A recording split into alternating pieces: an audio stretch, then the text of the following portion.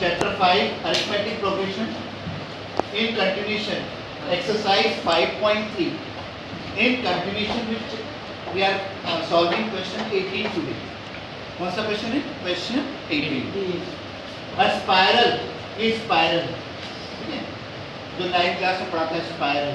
It's made up of a successive semicircles with center alternatively at A and B.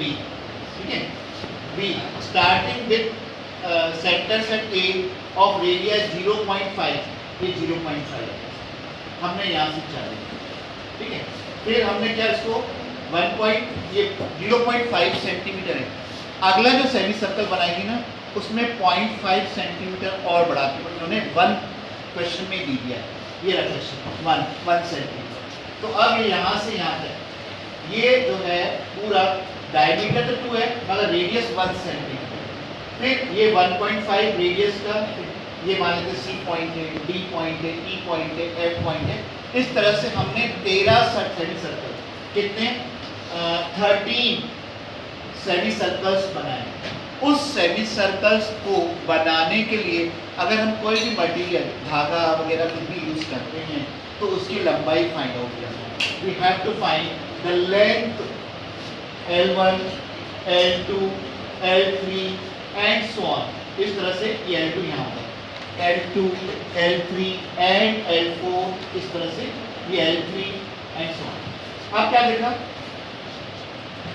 हम क्या करेंगे semi circle का perimeter of semi circle उसका formula use करेंगे. और semi circle है ना semi half of the circle. Circle का पेरीमीटर हमें मालूम है इसे सरकमफ्रेंस बोलते हैं 2 पाई r. पर यहाँ जब बोलेंगे सेमी सर्कल इसका पहले वाले का सेमी सर्कल का perimeter that will be half multiplied by 2 pi r.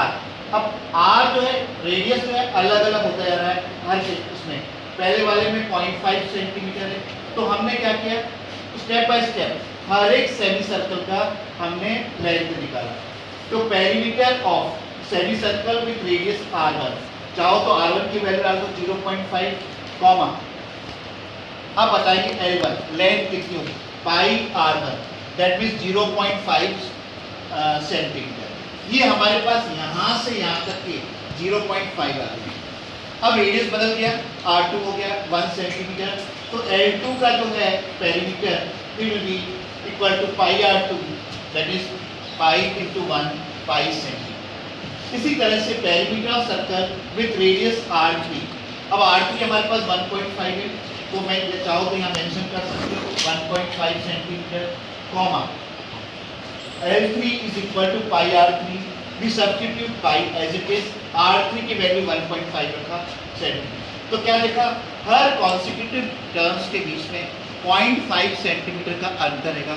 That is common difference is same. Naturally it is forming in A2. Now we use the terms of A2.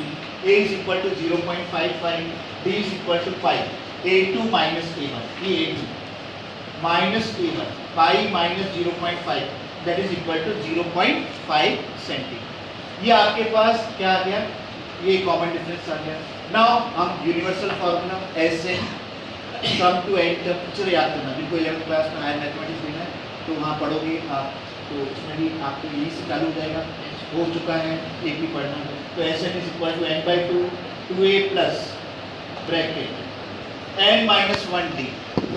Now we substitute for n is equal to 13. तो S13 is equal to 13 S13 is equal to n by 2 मतलब 13 by 2 bracket multiply किया 2 into 0.5 pi plus 13 minus 1 into 0.5. ये substitution जो हमने कहा इसको simplify भी करना है. नाउ 13/2 ये हमें 13/2 ठीक है 13/2 इनमें से पाई कॉमन फैक्टर निकाल के हमने बाहर निकाला. ये पाई अपॉन ब्रैकेट 2 इंटू 0.5 कितना होगा 1 प्लस 13 माइनस 1 कितना होगा 12 इंटू 0.5. 12 का हाफ कितना होगा 6. ठीक है ना 6 प्लस 1 कितना हो जाएगा 7. तो 13/2 into pi into 7. Now further calculation 13 by 2, पाई की वैल्यू रखा 22/7